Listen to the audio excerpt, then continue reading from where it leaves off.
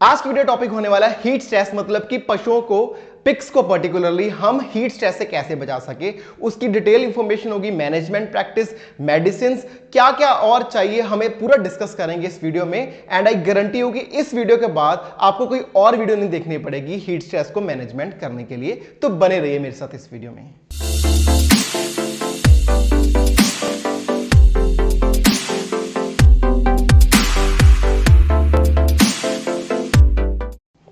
नमस्कार किसान भाइयों, this is doctor Charandeep Singh और मैं स्वागत करता हूं मेरे यूट्यूब चैनल पे।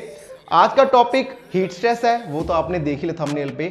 और एक बात की मैं आपको प्रॉमिस या एक गारंटी दे सकता हूं कि अगर आपने ये इंफॉर्मेशन कंप्लीटली देख ली तो आपको लाइफ भर कभी कोई वीडियो या किसी से सलाह लेने की जरूरत नहीं पड़ेगी कि हीट स्ट्रेस को कैसे मैनेज करें पिग्स के केस में। तो हो सकता है इस वीडियो को थोड़ी लंबी हो जाए या मैं इस वीडियो के 2-3 भाग कर दूं ताकि वीडियो छोटी भी रही, आपको समझने में आसानी हो और हमारी इंफॉर्मेशन भी सारी शेयर हो जाए। हीट स्ट्रेस की अगर बात करें तो पशु को, पिग को हीट स्ट्रेस कैसे होता है? 2 तरीके ही हैं जिससे कि पशु हीट रिलीज कर सकता है। पहली है स्वेटिंग, मतलब जैसे पसीना आना, ठीक है। लेकिन पिग को पसीना नहीं आ सकता क्योंकि उसके पास स्वेट ग्लैंड्स है ही नहीं जिसकी वजह से पसीना आता है, तो ये निकल गया, साइड पे हो गया। दूसरा तरीका है मेन जिसकी वजह से हीट अपना रिलीज हो सकती है, हीट स्ट्रेस दूर कर सकते हैं, वो है पैंटिंग, जिसे बोलता है हाफना।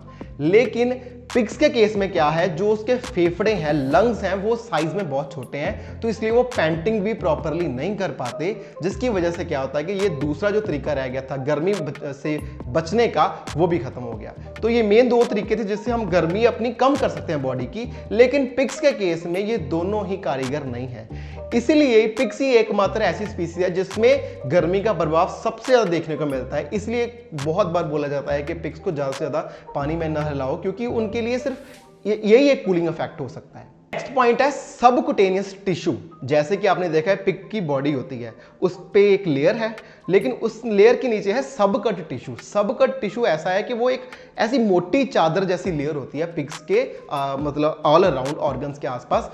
ऐसा इंसुलेटर प्रोवाइड करती है कि मतलब पिग्स चाह के भी जो अंदर वाली उसकी गर्मी है, पेट वाली, वो बाहर नहीं आ सकती क्योंकि वो एज अ इंसुलेशन आई है। इतनी सबकट टिश्यू, जो मोटी वाली सबकट टिश्यू है, किसी स्पीसीज में नहीं है जितनी कि पिग में है। तो क्या होता है कि अंदर वाली गर्मी है अंदर ही बढ़ती रहती है, ठीक है।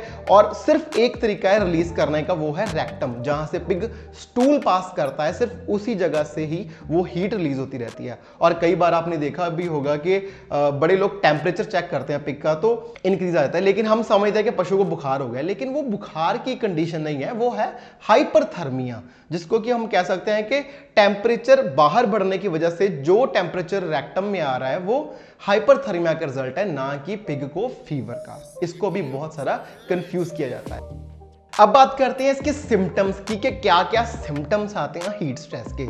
सबसे पहला जो सिम्टम आएगा वो है रेस्पिरेशन, जो मतलब हाफने का रेट है, रेस्पिरेशन लेने का रेट है पशु में। जैसे कि आपको पता है, अगर रेस्पिरेशन आप गिन सकते हो, उसकी सांस लेने की जो गति है, अगर वो 20 से 30 के बीच में है तो आपका पशु कंफर्टेबल है, उसको हीट स्ट्रेस इतना नहीं है। अगर वो 40 से लेके 160 के बीच में, मतलब पशु बहुत सारी गर्मी मना रहा है। अगर 160 से अबव है हाफना उसका, तो मतलब ये है कि वो ओवर हीटेड फॉर्म में है, मतलब बहुत ज्यादा गर्मी लग रही है। नेक्स्ट पॉइंट है हमारा क्रैम्प्स। पशु को ना बहुत सारे क्रैम्प्स आते हैं, जिसको हम बोल सकते हैं कि पशु प्रॉपरली चल नहीं पाता। लेमनेस का भी एक रीजन बनता है क्रैम्प्स जब आ जाते हैं, ठीक है। नेक्स्ट पॉइंट है कि हम जब देखेंगे पशु ऐसे लाई डाउन होके अपने चारों मतलब पैर ऐसे फैला के ऐसे जमीन पे लेटा हुआ होगा, क्योंकि वो चाहेगा कि ठंडी लगे जमीन और उसको हीट स्ट्रेस दूर हो। तो ये एक सिम्टम आता है सबसे ज्यादा, जिससे पता चलता है कि पशु हीट में, मतलब जो बहुत ज्यादा गर्मी महसूस कर रहा है। नेक्स्ट पॉइंट है कि जब वाटर इनटेक, पानी का जब पीना वो ज्यादा कर दे, या यूरिन का आउटपुट ज्यादा होना शुरू हो जाए, पेशाब करना ज्यादा हो जाए, तो ये भी एक सिम्टम है कि पशु ज्यादा गर्मी मना रहा है। लास्ट पॉइंट है हमारा रेडनेस। बहुत ही लाली आ जाएगी सारी बॉडी में पिग की जब वो एक्सेस हीट कंडीशन में है। तो हम इन सिम्टम से जज कर सकते हैं कि पशु कितना ज्यादा हीट स्ट्रेस में है और कैसे उसको हम दूर कर सकते हैं। अब बात करते हैं कॉन्सिक्वेंसेस की कि क्या क्या रिजल्ट, मतलब क्या क्या आउटकम्स निकल के आते हैं हीट स्ट्रेस के। सबसे पहला पॉइंट है कि ग्रोथ में इतनी रिडक्शन आ जाती है कि हम पहचान ही नहीं पाएंगे कि जो एवरेज वेट गेन पहले हो रहा था पशु का, वो इसमें बहुत स्लो डाउन हो सकता है। नेक्स्ट पॉइंट है हमारा इलेक्ट्रोलाइट इम्बैलेंस। जब गर्मी आती है इसकी वजह से बहुत ज़्यादा ऑक्सीडेटिव स्ट्रेस आ जाता है पशु में, जिसकी वजह से जो मेन अपने मिनरल्स हैं, जो जिसकी वजह से इलेक्ट्रोलाइट बैलेंस बना रहता है, सोडियम पोटाशियम कैल्शियम का जो साइकिल चलता रहता है वो इम्बैलेंस हो जाता है, जिसकी वजह से ओवरऑल पशु में जो ब्लड में जो इम्बैलेंस आने की वजह से पशु सुस्त बहुत रहता है और प्रॉपरली एक्टिव नहीं हो पाता, जिसकी वजह से वो हमेशा ही मतलब हीट स्ट्रेस की वजह से नीचे ही बैठा रहेगा, वो एक्टिव फॉर्म में पार्टिसिपेट किसी भी एक्टिविटी में नहीं कर पाएगा।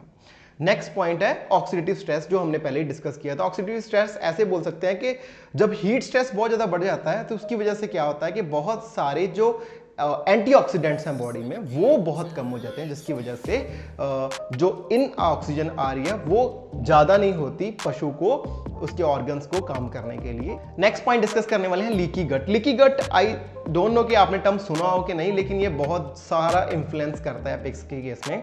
इसमें क्या होता है कि जैसे कि आपको पता है कि अंदर बॉडी का टेम्परेचर, जो पेट का टेम्परेचर है पिग का, ऑलरेडी टेम्परेचर बहुत ज़्यादा होता है, लेकिन जब बाहर हीट स्ट्रेस बढ़ गया, मतलब जब बाहरी टेम्परेचर इतना इंक्रीज हो गया तो अंदर का टेम्परेचर और इंक्रीज हो जाता है, जिसकी वजह से क्या होता है, सबसे ज़्यादा इसका इफेक्ट आता है पशु की आंतड़ियों पर, जो इंटेस्टाइन्स होती हैं। आपने देखा ही होगा, आई डोंट नो आपको पता है कि नहीं पता है, लेकिन जब इंटेस्टाइन होती है ना पशु की, जो आंतड़ियां वो ऐसे ऐसे होती हैं, इंटेस्टाइन ऐसे फॉर्म में होती हैं, और उसके आसपास ही क्या होता है, ब्लड वाली वेन्स और आर्टरीज होती हैं, मतलब जिसमें ब्लड जा रहा है।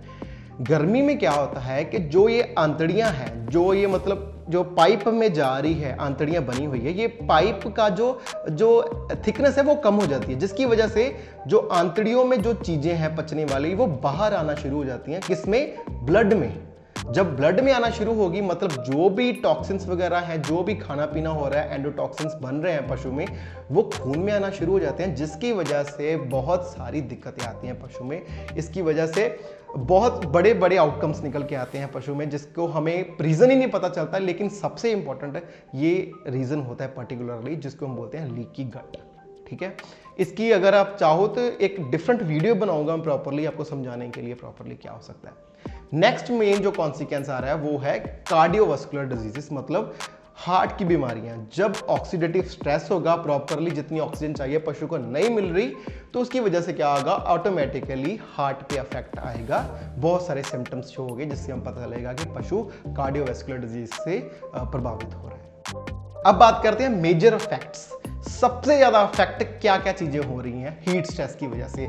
सबसे पहली बात, जब पशु हीट स्ट्रेस में होगा तो फीमेल में क्या होगा, ईस्ट्रोजन हार्मोन रिलीज प्रॉपरली नहीं हो पाएगा। अगर ईस्ट्रोजन हार्मोन प्रॉपरली रिलीज नहीं हो पाया तो उसमें अंडे रिलीज नहीं हो पाएंगे, एग्स रिलीज नहीं हो सकेंगे। आप जब भी बोर के साथ उसको क्रॉसिंग कराएंगे तो वो वाली मीटिंग फेल हो जाएगी, क्योंकि जब ईस्ट्रोजन हार्मोन ही नहीं प्रॉपरली बन रहा तो अंडे रिलीज ही नहीं हो पाएंगे, और अंडे नहीं हुए तो आप मीटिंग करवा भी लो तो वो कंसीव नहीं हो पाएगी। ये सबसे इंपॉर्टेंट पॉइंट है जो मेजर फैक्ट्स में आता है। सेकेंड पॉइंट है सीमन की क्वालिटी। जो ये हीट स्ट्रेस है, इसकी वजह से जो सीमन की क्वालिटी है, जो उसमें स्पर्म्स हैं, उसमें डेड स्पर्म्स की रेशियो बहुत ज़्यादा बढ़ जाती है। मतलब स्पर्म का आपको पता ही होगा, लाइव स्पर्म्स होते हैं, डेड स्पर्म्स होते हैं। जब टेम्परेचर नॉर्मल है तो लाइव स्पर्म्स जो है 60-70% रेशियो रहते हैं, लेकिन गर्मी की वजह से, हीट स्ट्रेस की वजह से वो जो रेशियो है डेड स्पर्म्स की बढ़ जाती है as compare to live sperms, जिसकी वजह से कंसेप्शन में बहुत सारी दिक्कत आती है, क्योंकि एनिमल वैसे भी इनएक्टिव हो गया है तो एक्टिवली पार्टिसिपेट भी नहीं करता मीटिंग। हीट स्ट्रेस से एक और सिम्टम आता है जो आपने नहीं सुना होगा वैसे।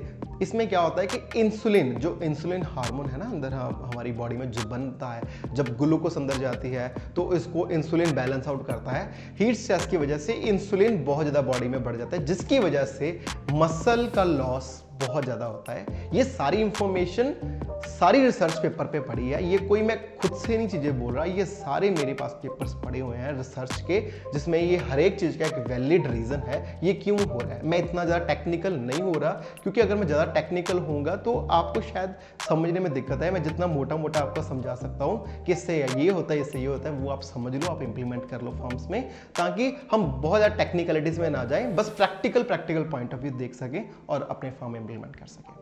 नेक्स्ट पॉइंट जो आता है सबसे ज़्यादा कॉमन होकर वो है अबॉर्शंस। अबॉर्शन एक बहुत ही कॉमन रीज़न है जब हीट स्ट्रेस होता है, क्योंकि आपको पता ही है कि हार्मोन्स का लेवल ही इधर उधर हो जाता है।